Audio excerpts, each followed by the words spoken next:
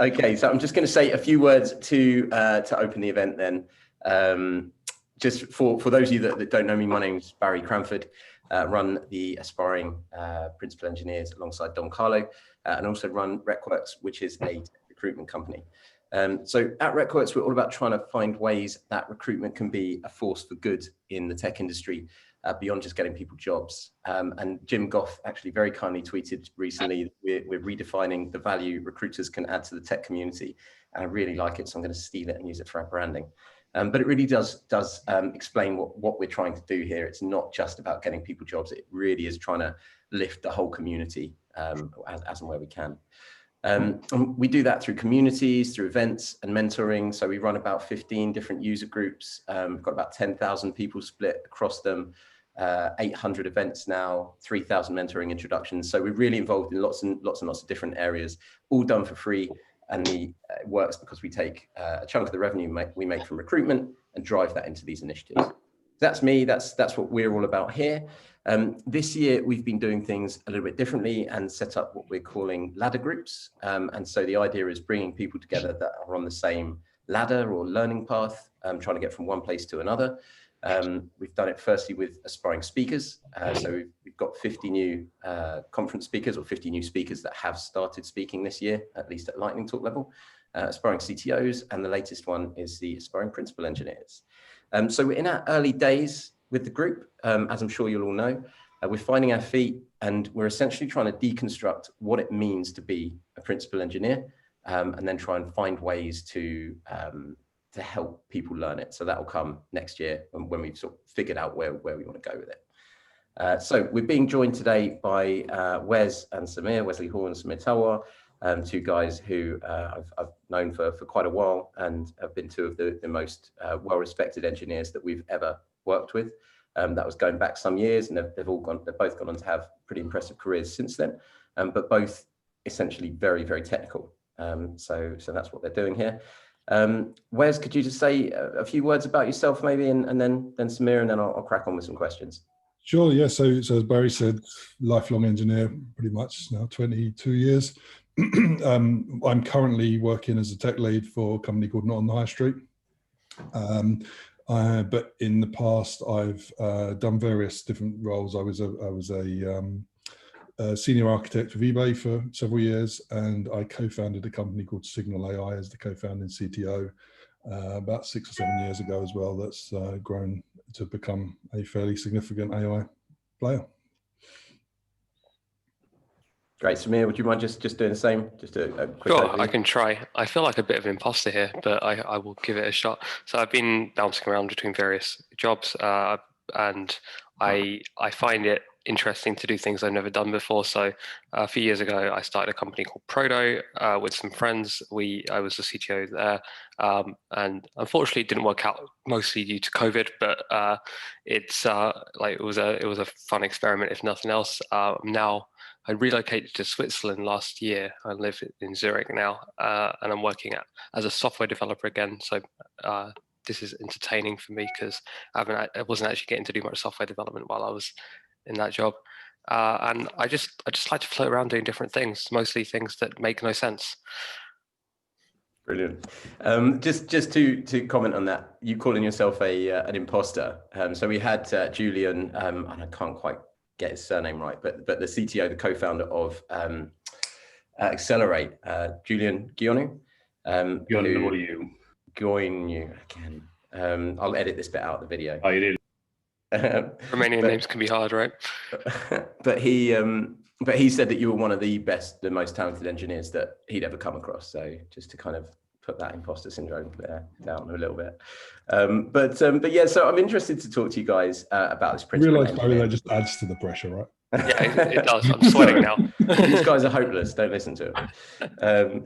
So yeah, I'm keen to know then what is a principal engineer to you? And what I want to ask sort of specifically within that, how does this term principal engineer, because everyone uses it slightly differently, but for you guys, to you personally, how does it differ from being a senior engineer? How does it differ from being a tech lead, being an engineering manager? Like what encapsulates what a principal engineer is to you? So I was actually, just before joining this, I was just joking with a colleague of mine that we're about to have this discussion, and I feel like asking the question what to expect as a lead or principal engineer, I can just kind of give the answer, expect lots more meetings, and then give everyone their lunchtime back. But I think the answer for me depends a little bit on the, like all title issues, it depends a bit on the organization. You can be a CTO with 18 months experience at an early stage startup, right? So the way these titles work tend to vary from organization to organization. I think once they become more established, my experience is that the senior engineer role is probably the last one where you can expect to be a full-time or largely full-time hands-on coder. Tech lead is usually responsibility for a single team working on a single project, but at the strategic and often line management level as well. So there's more kind of, I sort of joke saying more meetings, but you can definitely expect those. My diary today is completely full, for example. And then at principal level, you're really then taking responsibility, often for multiple teams, and coordinating between the outputs of different teams, how that interacts with the business. I find it's often the case that the senior engineers are the strongest hands-on engineers in the team. It's not necessarily the case that the principal and tech leads are the strongest hands-on engineers, because they're spending less of their time, I think, at the IDA. But it becomes a much broader picture in terms of how do we interact with the business and the plans and the roadmap, and often at C-suite and board level. Yeah. Just to add to that, I think I agree with everything you just said, Wes. I found that the biggest change for me, and I've never actually had the job title principal engineer, but when I was a CTO, we were very small, and I was kind of taking on that role among other things. And I found one of the biggest things was just it became all about, well, you said meetings, but I like to use the word communication instead of meetings, because it's got a much more positive overtone. It became all about understanding where we were going as a company and trying out my best to get the engineering in shape so that we could get in that direction. I didn't care about any individual lines of code, because it wasn't that important. I cared about functionality, but not lines of code. And my role shifted to be a little bit of mentorship and a little bit of helping the other engineers in the team, like, try and do stuff. Well, I mean, I was lucky in that we had good engineers, but they wouldn't always do the thing that was best for long term. They would, like, often, in a startup, you want to take shortcuts, and sometimes it's hard to find that balance. So finding the level of engineering discipline, finding the levels of amount of effort we were willing to put into any piece of work, and matching that to the actual project and what we were trying to sell, that was definitely the hard part, and the thing that was new for me in that role, as opposed to being an engineering lead where I kind of knew what was coming and I just had to make sure it got done. Now I suddenly didn't know what was coming, and it was my job to figure out what that meant. Interesting. So when you said there about the you had to, I'm trying to go back to exactly what it was that you said. You had to do the best for the long term, and you had to think almost from the business perspective, like a top-down perspective, about what the business needed to do, and often not take. Often you needed to take shortcuts, whereas you might find people there, engineers, I assume, that wanted to do it right, wanted to write with clean code and that kind of thing. Whereas you need to come at that from the business case. Have I captured that right? Is that right? Is that what you're talking about? Yeah, kind of. I mean, for us, it was actually kind of the other way around. We had engineers who were happy to bash stuff out and get it shipped tomorrow, and that was excellent a lot of the time, especially in a startup. But sometimes it's not the right call, because it's great if it works 50% of the time when you are trying something out and showing it to a mate, and it's not so good when you have a high pressure sales demo and you're not quite sure whether it's going to work, or when you ship it to the customer and then you start getting the bug reports. I'd rather take the extra time up front sometimes. So balancing that was a big part of the role for me, but also even figuring out what those requirements were, sitting with the CEO and trying to decide, well, this thing we can knock out in a day, and this one's going to take 3 months, and there's a reason for both of those. And you've got sorry, Wes. I was going to say you're often in the middle of these two worlds. I think that's often what people value in the tech leads and principal,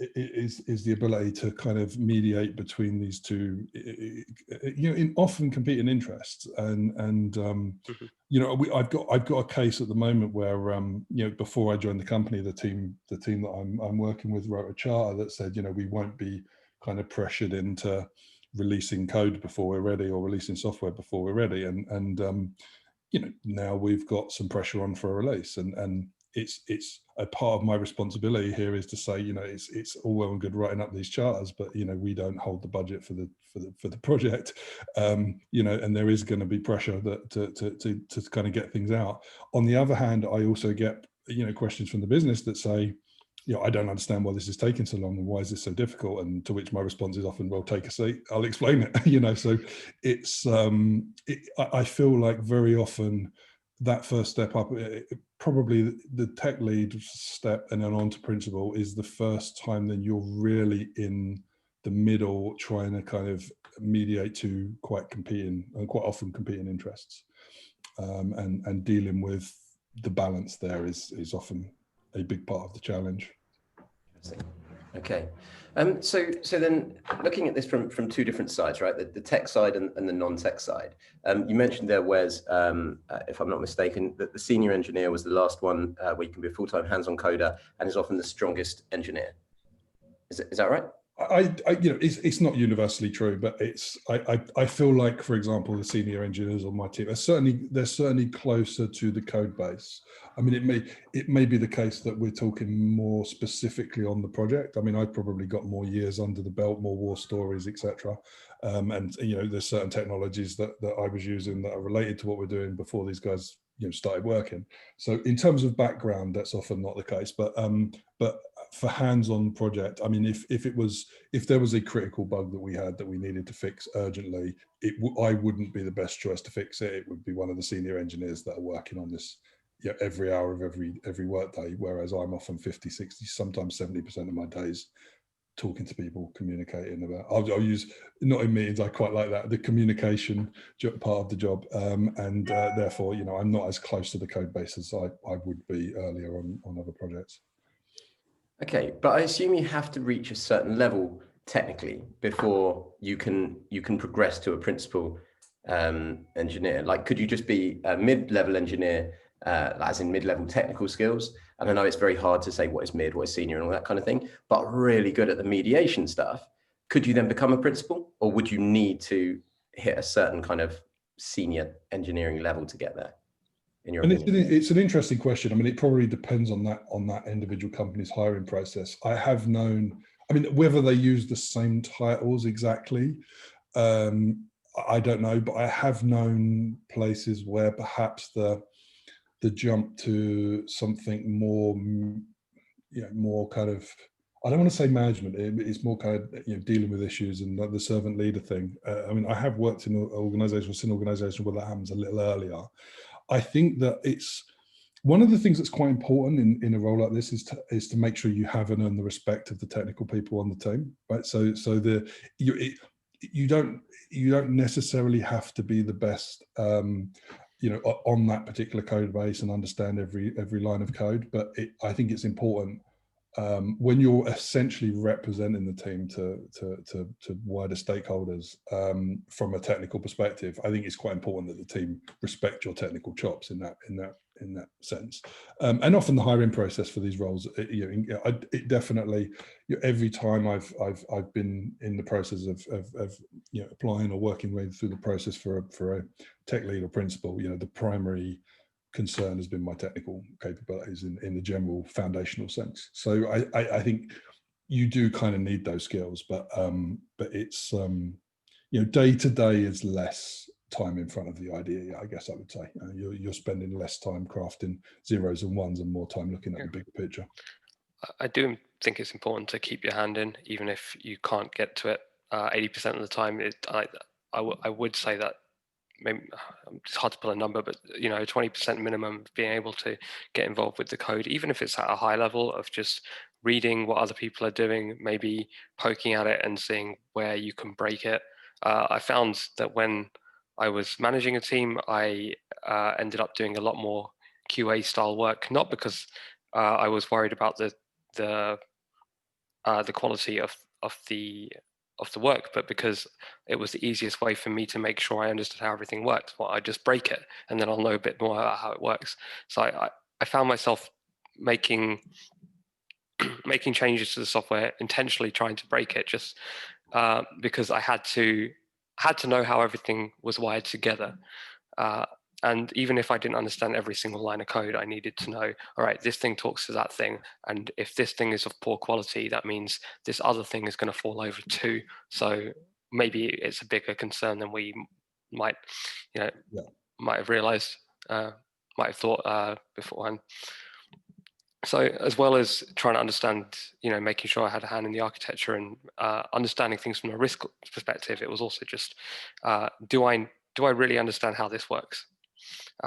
And I'd say that's kind of the minimum. I think it's important to try and code when you can, but obviously you can't always. Sometimes there are just more important things to be done, and you're better off enabling 10 other people or 20 other people to code a little better. I like to say that the 10x developer is one who makes 10 other developers twice as fast. And that to me is like the real value of a principal engineer or a team lead or any kind of someone that straddles that line between tech and management. I don't think the individual contribution means as much, but you still got to have a little bit so you understand what's going on. Okay, great. By the way, I forgot to say at the beginning, if anyone else has any questions, feel free to chuck them on the chat, and I'll try and include them as and when I can. Like if anyone says something in particular that you really want to drill down into, that's like the whole point of getting these guys here to help you learn that. So I'll keep cracking on with my questions because it's genuinely interesting stuff here to me. Having like been in recruitment for so many years and spent so much time trying to figure out, hey, what makes a better engineer and from our perspective, and now hearing this is it's really interesting. So Wes, you said that the team must respect your technical chops, I believe was how you put it. Do you mean here the team above you, like the executive team and the management team, or the team beneath you, or both? Both. Okay. I mean, I was in the context I was talking about the team that the developers that you're working with, but I mean, I think it's probably important to just add there that when you're involved in the comms between the stakeholder, the team and the stakeholders and all the other things that you get involved with as a principal, you're there when you're representing the team. You're there to represent the project, right? So you may not be the most familiar with the nitty gritty of the details of the code, but it's no good also to keep saying, I need to bring that back to the team to find out the answer to these questions, right? You do need to know how this stuff that what the team is working on and how it works, because you're representing the team as the technical expert.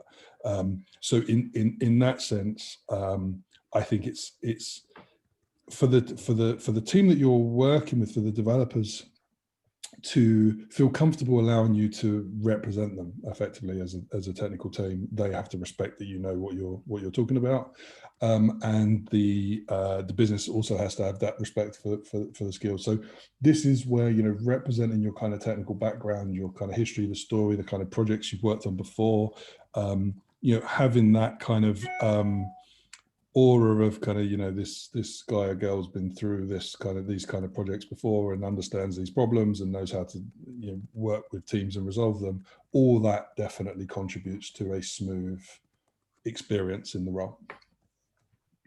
Telling war stories over lunch. Yeah, it's very important, right? Yeah.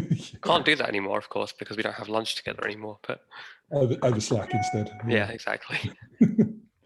Okay, so if that's the case, then if you need people to respect your technical skills on this one, and I wanted to take somebody that was a mid-level engineer and get them to that technical level within a year, let's say, a technical level strong enough to be a principal engineer, and they can do anything for that year, or as quickly as possible. Speaking purely technical, before we come on to the softer skills, what would you have them do? What would you have them do to take their skills from mid-level? And you can think about yourself when you're a mid-level compared to when you got to a level that you think you can do this, like what plateaus you smashed through, or anything you knew then that you didn't before, and all that kind of thing. Any thoughts on that from either of you? I think the one that jumps to my mind is go start a side business. Build a product, sell it, understand everything that comes between having an idea and actually making money from it. Talking to customers, ideally hiring someone who has skills that you don't, for example, a designer, and working hand in hand with them. That's probably going to be the fastest path. I know it's not available to everyone. Not everyone has the nights and weekends you can put into that, but it's I learned more in like a month of working in a startup than I did in a year of working for a large company, just because I had to do everything or understand how it was done so I could outsource it. That's really, really, really interesting advice. I think I learned more when I recruited for myself than I had done in years of recruiting for other people. And I sort of yeah, I'm sure it's nothing to do with tech. It's just it really sharpens your communication skills. It helps with understanding how hard jobs you don't know how to do really are. I used to think graphics design was pretty easy until I tried it. I used to think being like QA was easy until I tried it. And it turns out these are really hard skilled jobs, and having a respect for that, respecting those jobs really helped me. But also just knowing what it takes to actually make some profit at the end of the day. Because I think the line between an engineering lead and a principal engineer or a CTO or a director of engineering or one of these a head engineering role is you really have to care about how are we making money next quarter, and how are we not going to lose as much more money than we made, ideally, because it's really more about cost and risk on this side. That's really interesting. As a guy with something of a startup history, I would definitely agree with, if you've got the opportunity to build a product and sell it and go through that process, that's invaluable. And if it goes well, then maybe I'm sure Bezos was never a principal engineer. He doesn't need to be now. So maybe you go and conquer the world. But the experience of going through that process is very valuable. And I would just add that within, there's the alternative kind of within an organization, particularly a larger organization, is volunteer and get involved in as much stuff as you possibly can. Trying, it's very rare that you don't have a situation in a large organization, where someone's got conflicting meetings and says to the team, hey, could someone take this chat and sort of feedback, and so on and so forth. I think much like the best way to learn to code is to just start coding. The best way to learn how to deal with these wider issues is start dealing with these wider issues. And obviously there's some political balance to have there, and you've got to make sure that you're not over volunteering for stuff and people feel threatened by what you're doing. But that depends on the culture of the organization and is fairly rare, right? Usually it's a matter of get stuck in. If the company has a support row or has a system of dealing with faults, figure out how that all works. How does, not just how to fix the fault, but who it affects and who owns the part of the business that's affected by these problems, and so on and so forth. And there's every opportunity in most medium to large organizations to get a wider view, and just take every opportunity that's presented. I was talking to my partner about this recently, because she works at Google, and they have a policy of promoting into the job you're already doing. So if you want to become a lead, you start leading, and then you get a promotion 6 months to a year later. And if you don't put the effort in before you have the title, you won't get the title.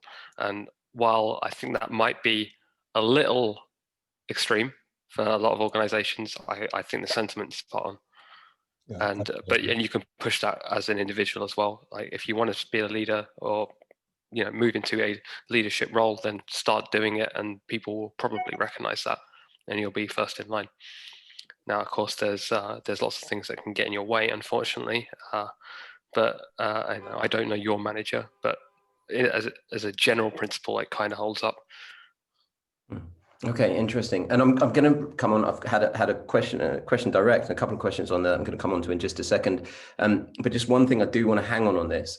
A lot of that points to not necessarily the softer skills, but another side to it, right? I'm keen to know, and maybe I've missed something here, but the tech side specifically, like purely on the tech side. I know you'll learn a bunch of the tech from doing all this, but if there was a module within a course where you can't do that, is there any module that if you were like, right, I'm going to do a 0 to principal engineer course, and these are modules that you need to go through?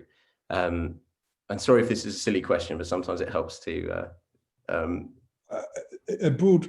So then on the technical perspective, I'd say a broad view of, you're going to be talking to a lot of people in a lot of different, with a lot of different responsibilities. So I have a regular a weekly one-on-one with the architect where I am right now, and the expectation is I can speak enterprise integration patterns and understand what we're doing from an architectural level.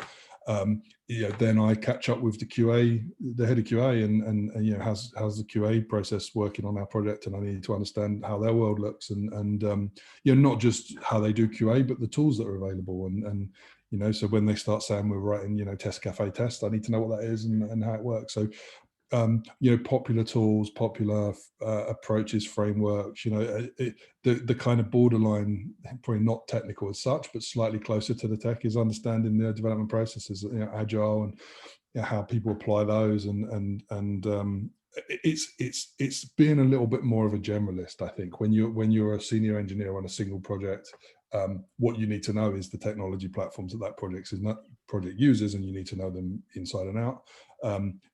When you're taking a broader view, often with different teams using different projects and different frameworks and different approaches to solving problems, then having as a broader understanding as possible of all the things that could affect those occupations. So it's less targeted and more kind of understanding the ecosystem as it currently exists. I agree with everything you just said. It kind of feels to me where it's like you're saying, fill in the gaps of the things you don't know, relevant to your industry, I guess. Like, I currently work for a company that's focusing on building compilers, so that's what I'm trying to upskill in right now. And my job is software engineer, but I'm trying to understand the whole flow, right? So I'm learning how to write a compiler. But for a lot of businesses, that is understanding distributed systems and how the web works, and HTML and payment processing, and et cetera, et cetera. And I think you have to figure out what you're missing for the industry you want to focus in. Saying I want to be a principal engineer at any random company where I don't even know the industry is kind of a tall order. I'm probably qualified at this point to be some kind of principal engineer in a company focused on either development tools or web development, and I'm definitely not qualified in the company I'm currently in. Okay, great. So realistically, as a senior engineer, you might be this specialist, and then it's the T-shape kind of. Then you need to go out. You've got all the tech skills that you need in your project, and then you need to go out and fill in the gaps on the other side. Exactly. The T-shape thing. You're always going to have your thing, right? My thing, I love distributed systems. I'm always going to be a distributed systems person. I'm always going to be trying to push Kubernetes for any random project, even if it's completely unnecessary. But I try and understand the other stuff too. Okay, cool. And then the other stuff just gets broader and broader, and suddenly you're getting into how do the QAs do their job, as I said, or what does it mean when this Scrum stuff, does it make sense to me? I need to understand more about it, and you start getting broader and broader. Okay, great. Okay, so I'll move on now to Chris's question. So Chris said, how can someone in a senior, less hands-on role keep their skills sharp and up to date? And do you even need to? Any thoughts on that? Yes. There you go. Yes, you definitely need to. I felt like I was interrupting Wes, so I stopped. Do you think you're going to say something? No, please go ahead. Okay. Let me read that question again. I found that my coding skills were atrophying. I don't know how to pronounce that word, atrophying. How do you? Yeah. How can someone in a senior, less hands-on role keep their skills sharp and up to date? It's a really good question. I think you got to practice, and that might mean doing it.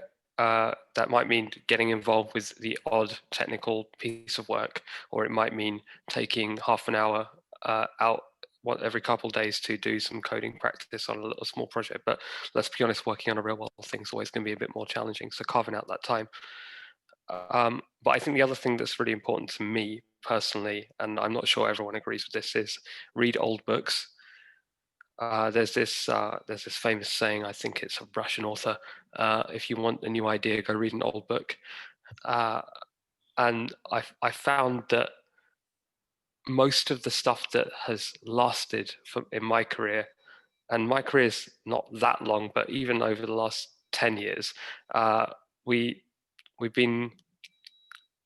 end up needing the same skills over and over again, and it's stuff that was invented in 1957, right? And the stuff that was invented in the last 20 years is mostly irrelevant. So learning the old skills, I think, and I include in that things like test-driven development and other stuff that comes under XP, but mostly it's around how to do good software architecture. I think that we discovered a lot of stuff in the 60s, 70s, and the 80s that people aren't reading about anymore. And every now and again, I'm currently reading Software Foundations, which is very much in the theoretical side of things, but go read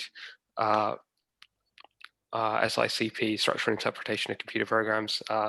The old that stuff, I think, on top of the getting your hands dirty, I think I'd rather people read the Martin Fowler's books, for example, than they read another book about React, even though I quite like React. Yeah, I mean, I'd say that there's a question around which parts of the skills that you intend to keep sharp and for what reason. I mean, I think there's a broad set of skills that form the kind of the engineering path, but the best way, in my mind, to keep skills sharp is find a reason to use those skills. So, if your concern is learning new, keeping up to date with new technology frameworks, then build a project using a new framework. I mean, if you want to keep your algorithm stuff fresh, then find some reason to use that. Set yourself some data problems. It doesn't.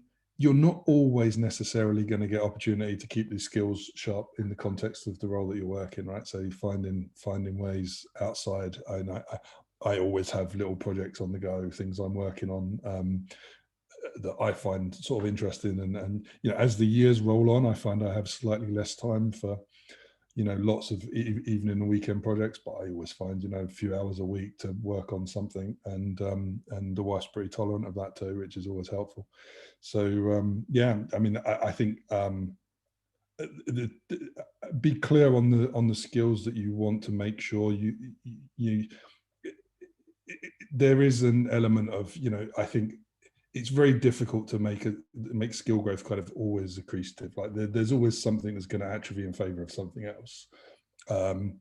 If you did C++ at university but haven't touched the language since, then that skill's pretty atrophied. And if you've got no reason to keep that fresh, then you don't keep it fresh. But if that's something you want to keep fresh, then you find a reason to use it.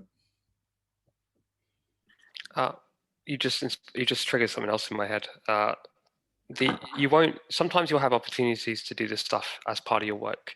I think it's also totally reasonable, although your personal manager might disagree, to take some time out of your work day to practice, and that counts as work, because you're going to be more valuable to your company as well as improve your career progression if you can practice this stuff. And if your manager doesn't agree, you might be able to swing a group learning thing where you run a code retreat, or you run, we're going to work on this kata for an hour and a half on a Friday afternoon kind of thing. This stuff seems to be a lot more popular with certain kinds of managers than working solo. So it's one way to shimmy in, I need to keep learning, into your organization. I'd say that's a great example of the kind of program or system that you might want to take on, champion, and as a tech lead or principal engineer. These are the kind of things that you probably have. When I say you're representing the team on behalf of the stakeholders, knowing that these things, that people want these things, and that my current client on the high street, every Wednesday morning, funnily enough, they have their training day where they can kind of work on their own things, and that's part of the company culture, and that's been championed by the principal engineers within the organisation. So these are exactly the kind of things that you can take on and champion in these kind of roles. Cool. I do particularly like that idea. Cheers. I'll see if we can do some more of that stuff, like katas and so on. It's one, especially if you have some more junior people in your team, it's one that management will have a really hard time saying no to, because what you're saying is we want to make these people more valuable so they can deliver more effectively. And I'm willing to take on the work of organizing that. It's very hard for anyone to say, no, that's a bad idea. Keep being slow. Yeah, I like the way you phrased that. I'll remember that. There's that old joke, right? What if we train them and they leave? Well, what if we don't train them and they stay? So you've got to remind them that, well, especially right now, no one's looking to leave their job. So train them. Yeah, fair play. Cheers. Yeah, that's really nice. I'm assuming a very antagonistic management. I don't know if you actually have that, but yeah, maybe someone no, luckily, yeah, management where I work, yeah, for the most part, are very cool. So, yeah, you know what, we get this a lot. So we get this a lot. This question come up, and how would you influence management? How do you, we get this questions that come through around that kind of thing. So, how would you influence a difficult management team? I think it's quite a common thing from what I understand. So I think it's a great question and a great point. Yeah. Okay. So moving on. So the next question I had was: you may view yourself as a craftsperson. How much does it hurt when you get a team to take a shortcut? Any thoughts on that? It hurts less when I know why. And so being in a position where I can influence why really helps. And that's actually something I'm suffering a little bit in my current job, not because the job is bad, but because I'm no longer, like, I gave up my management responsibilities from my last job. And the one downside is I don't have so much influence on, we're going to do it this way for these trade-offs. I'd love to hear what you think, Wes. I found that it was much easier to say, we're going to bash this out and do it quickly, when first of all I can understand the cost benefit. I understand why we are sacrificing future. We're going to have to do more work in the future so that we can gain something now, and balancing that, understanding it, even if I'm not influencing that decision, understanding why that decision came to pass is important for me. But also being involved in, well, we said we're going to do it later, let's define what later means. And as a principal engineer or an engineering manager, you get to decide, be involved in the decision of what later actually means, and that makes it a lot easier to bear. Yeah, I couldn't agree more with that. And actually knowing and understanding and having a good justification why these decisions are being made, not only does it make it hurt less for you individually, but you also have the responsibility of getting the team on board with these decisions. And it's a lot harder to kind of have that discussion with the team and say, look, it's just been decided by someone further up the chain. The people don't respect that as a justification ever, right? So there's a requirement to understand those justifications, to even be able to kind of enact these kind of decisions, and that's why it's important when you're involved in the discussions about when these things are made, is to insist on a real clear understanding of why how does this provide benefit to the business or the users, and why are we making this decision, so that you can kind of represent that back down to the team. So yeah, understanding the kind of decision chain and exactly why and who it's affecting, and being able to communicate that back down to the team. The understanding it makes it hurt less for you immediately, and making sure the team understand it makes sure it hurts less in the long term when you're constantly getting that kind of pushback. So yeah, having a clear picture of why these decisions are made and who for, then that's the key point, I think.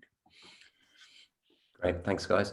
Okay, the next question we had come through is, how is the path or responsibilities different from a technical management path? Good question. Any thoughts on that? I mean, I'd say it's very often the same path. It depends a little bit on the organization, but you know, the kind of, you know, in larger, I mean, it might change a little bit once you get to the very top of the chain. You know, there's all kinds of, particularly in larger organizations, there's all kinds of, you know, there's CTOs that are primarily, you know, MBAs, you know, and it's almost a non-technical role. If the organization's big enough, it's much more of a management problem. But for quite a long, I would say for quite a long way along that management, along the path, it's very similar. I mean, you typically come from, you know, engineering, heads of engineering, VPs of engineering often come down the path of, you know, engineer, lead, senior lead, etc. I mean, it is why I often say to people looking to take this journey to be sure that it's what they want, because it's, you know, it's actually quite depressingly common to come across people that kind of are doing leads, the management stuff, and wish they were coding, and wish they were spending more time. And I've been there, to be honest, and I'm coming to terms with it a little bit more. But there is a funny thing where you kind of spend the first half of your career trying to move into, you know, lead, principal and CTO type roles, and then you spend the second half trying to get back to where you were before. And it is, and we are in a fortunate kind of industry in the sense that it isn't necessarily always the case that your kind of, you know, compensation packages and things are necessarily tied to your level on this path, right? I mean, there's consultant hands-on engineers that do very well. So it's a material decision, because it's quite hard once you make the step to go back, is what I found. Interesting. Samir, anything you'd add or any contrast? I think you pretty much nailed it. Okay, cool. Okay, so one from Dale. How can you measure whether you're being an effective team lead or principal? Any thoughts on that? Measurement is hard, right? Even when we measure stuff in software, which is like the easiest thing to measure, how long does this thing take, blah, blah, blah, we usually end up measuring the wrong thing. We have some kind of proxy metric, which it turns out was the wrong metric. You know, we're capturing things like how many items did we sell, because that's much easier to capture than how much profit did we make. And it just gets harder. I think there's a couple of interesting things that you can keep an eye on that usually conflict with each other, which I find quite useful. I like this. There's a tension between, if I step out for a while, does everything just carry on working, or does everything fall to bits? That's quite useful. But then there's also, are people actively seeking me out? Are people coming to me with questions? Are they coming to me for advice? Or are they trying to ignore me? And the problem with these two is they're both useful, but you know, you can't always tell which one is happening. You can't tell whether things are just working fine or everything is going to hell, but people are avoiding you. So I think there's probably a balance in the middle, and that's what I try and look for. It's one thing you can measure. It's not the only thing by any means.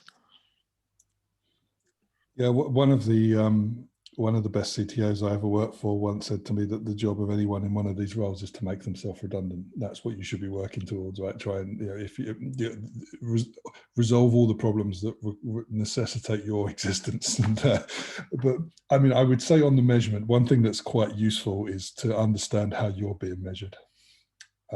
Because the different organizations have different expectations of what they want from people in kind of senior engineering roles. And is it, you know, regular releases, bugs in production, the happiness of the team, you know, the turnover of people. You know, it's the self-measurement is very useful, but and there's many ways that you know, and effectively, you know, how the world around you look better than it did six months ago or worse is a, you know, in general is a pretty good way to do self-measurement. But it is quite important to make sure that you're solving the problems that you're being measured on solving, and it does vary of what people expect from you know, tech leads and principals.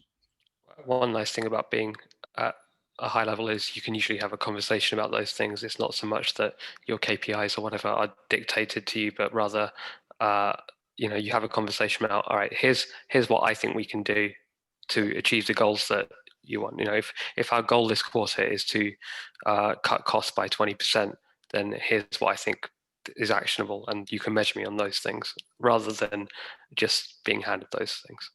98% of organizations do OKRs these days, thanks to Google, and yeah, 98% of those do them wrong, but there's usually some kind of system in place for having visibility over how you and the team that you're working with are measured, and that matters, right? I mean, it's important to understand what's expected of you in that role, and making sure that those OKRs that you're given are consistent with what you're working on delivering is also a very important thing to do. There's also just asking people, you know, sit down with one of the people who is either reporting to you or working in a team that you're partially responsible for, and say, you know, if I could change one thing in the next 3 months to make your life better, what would it be? And sometimes people will give you an honest answer. Sometimes the answer will be too honest. I would like every other day off, you know. It's fair, but I think that's a great answer. Incidentally, like how not just how you're measured by the people that are sort of, you know, above you in the chain, but as also how you're measured by the team, and those 360 review type things are, I mean, incredible experiences to kind of go through and understand exactly, you know, where you see your strengths and weaknesses is not always the same places that other people see them. I like the concept of 360 reviews. I just think they should be more often, and you can get some of that by just sitting down with people above and below you and to the side of you, and just saying, well, you know, what could I do to make your life a little bit better? There's many different ways of phrasing that question. You might find one that works better for you. That one I like.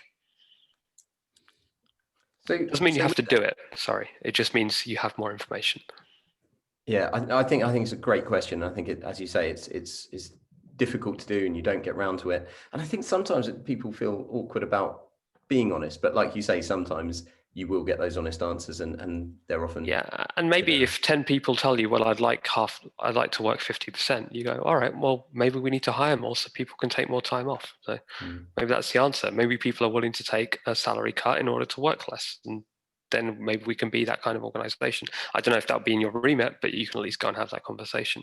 And if it will make people happier and work better, honestly, I think working 6 hours a day or working 4 days a week does make people more productive. So sorry, we're getting off topic. This is a pet peeve of mine. And also on OKRs were brought up, and there was an event we helped organize, a CTO Craft event recently on OKRs that I know was particularly popular. So if anyone wants a link to that, then let me know. Just one thing that I wanted to ask quickly on this measuring thing, just to get your thoughts on it. You've both been co-founders yourself, technical co-founders. If you got that company to a point, or when that company got to a point where you could bring in principal underneath you, how would you, as an owner, measure them? How would you define whether they were doing a good or a bad job? I'm not going to answer this one because I'm really bad at delegating responsibility. Yeah, it's an interesting question. I mean, we never really quite. I mean, obviously Signal's kind of grown since I've left. I mean, it was really kind of at that point, you know, I brought on senior engineers and an engineering team. I would say that most of the responsibilities that I would usually argue were kind of principal or you know, tech lead kind of roles that I was taking on at that stage, because we were still pretty small. I mean, I suppose you know, it's a little bit of a stock answer, right? But it's I suppose it's an important one. The judge would, you know, how much when you're doing, you know, you're co-founder and CTO, and you have in the early days, you know, lots of fun. You're just building stuff. There's, you know, you're going to that first round of investment or those first few customers, and life's great because there's not a lot of pressure on to you know, other than to get something out, right? And then suddenly a sales team joins and you start getting customers and you've got investors to worry about and the board starts growing and they want to hear updates and so on and so on. And suddenly your workload just like explodes over the course of about 3 months, right? You go from this like I'm happily hacking away and building software to kind of all of these people want my time and want answers from me. So the generic measure is did bringing this person, can I just trust them and hand over to that stuff and get good answers to questions that I have, and does it kind of alleviate my workload, right? Does this person make my problems easier or the same or harder? And it's a very generic, I mean, in terms of putting clear metrics, I think it would definitely depend on where my pain points were as a sort of CTO at the time. But you are bringing on team members in order to kind of reduce the load on yourself, I guess, in that instance. So if there was a whole bunch of things that I was handling as a CTO before and I needed to hand those off, if I'm still involved in all of the discussions because that person is essentially not handling that role properly, then obviously that's the bad sign. So I'm measuring it in terms of does it make my life easier and simpler? And I suspect in general terms that's what everyone's doing, right? It's just that they quantify that in different ways, right? Do I need to attend principal has a lead join sort of to handle a team underneath them, which is essentially what happened to me at where I am at the moment. That the principal was doing the tech lead role and couldn't do it because it was in too many meetings. So the question is, can I hand those off to a tech lead that I've just brought in so I've got more time to focus on the things that I need to focus on? So it's all about the effectiveness of in kind of sharing the load of moving the organization forward, I guess. But it's very vague answer, but because I think in the specifics depend on the specifics. It depends on a lot what's going on in the org and what you're doing and so on and so forth. But in general, that's the way you look at it, I would suppose. There's a sentiment there that's quite useful to remember, though, which is like, you hire someone to do a job that you're doing badly.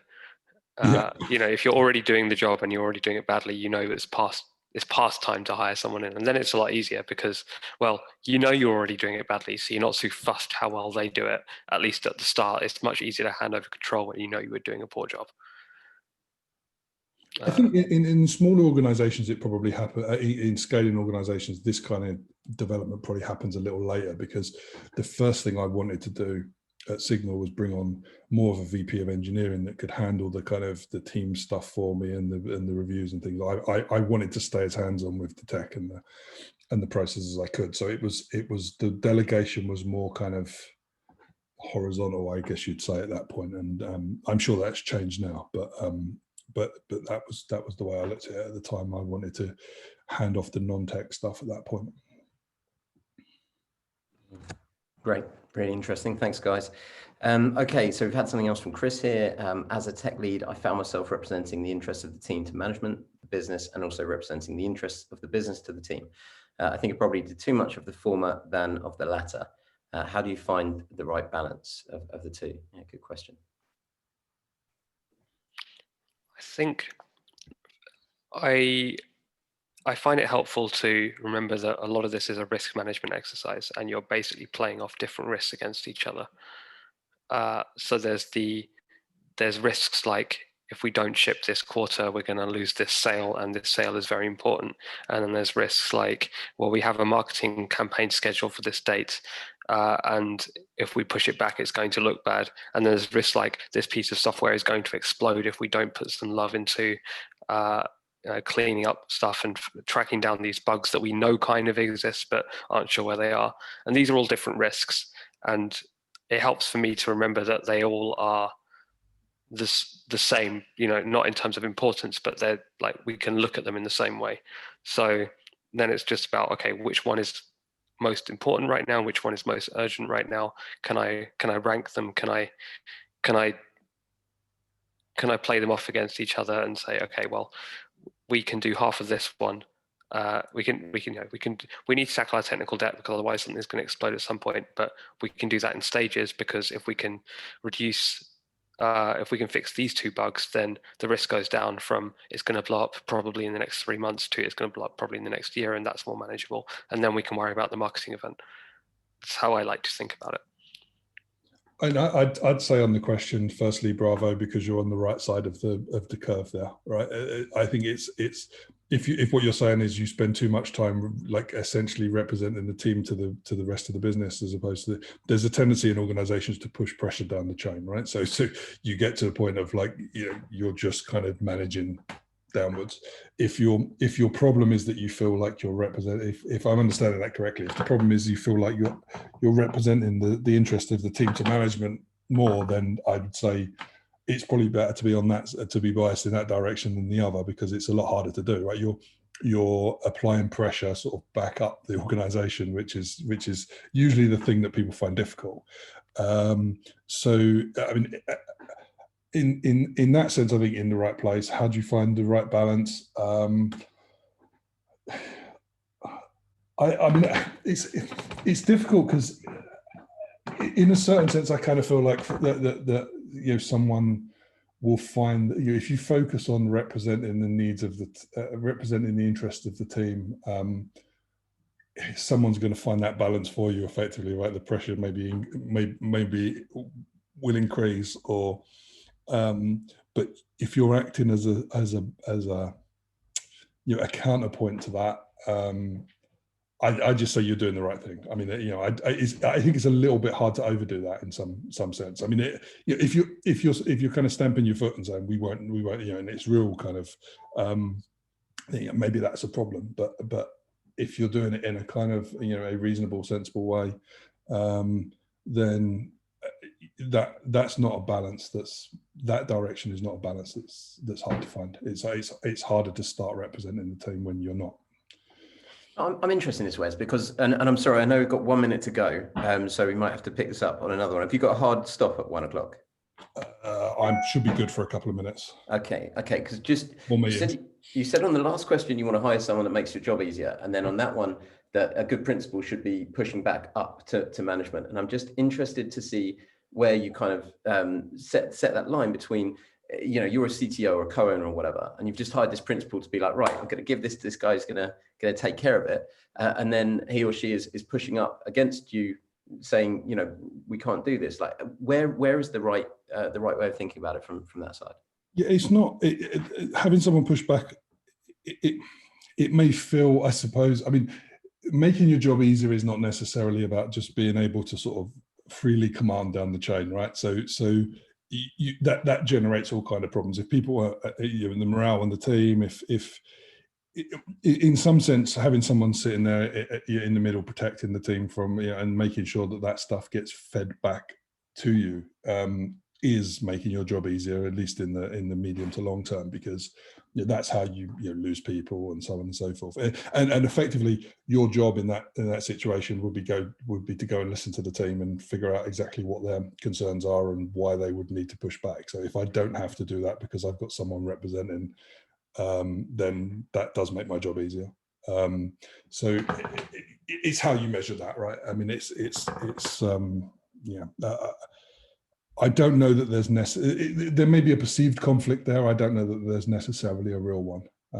Knowing what's going on the team and where, yeah, and pushing back means different things as well. It doesn't, like I say, it doesn't just mean saying no, we're not doing it. It means this is where the problems are. This is why we can't do this fast. This is why we should be doing this properly. This is the longer term effects that this could cause if we don't write these tests or we don't fix this tech debt and so on and so forth. Having that information from a single source that's done the work to ask the questions and to figure that stuff out definitely falls into the category of making my job as someone that's looking at a broader picture a lot easier.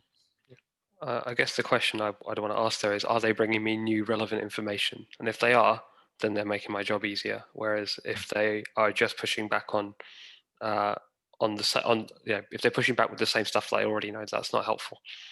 But if they're coming to me and saying, well, we can do this faster. If we do this slower, we can do the next 3 things faster. That's new information. And so it's valuable. Brilliant. Guys, thank you so much. And for everyone that joined us, thank you for joining us again. Really, really interesting and insightful. I did have a few other questions that I might fire across to you personally and then send back to the team. But yeah, hopefully you can come back and join us again and keep in touch and see how we're going. And we'll have 12 more principal engineers very soon. I honestly don't doubt it. Thank you very much, guys. We'll see you all again soon. Cheers. Take it. Yes. Bye-bye. Thank you very much.